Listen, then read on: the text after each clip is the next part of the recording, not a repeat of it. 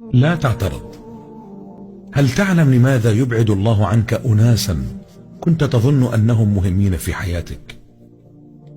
لأن الله اطلع على سوء نيتهم التي مكروها لك وأنت لم تدركها، لأن الله سمع كلامهم المؤذي من خلفك وأنت لم تستطع سماعهم، لأن الله مطلع على قلوبهم السوداء وأنت لم تبصر سوادها لحسن ظنك ونقاء قلبك.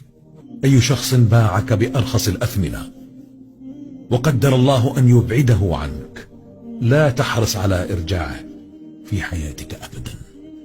صدقا لا أحد يستحق، واترك الخلق للخالق.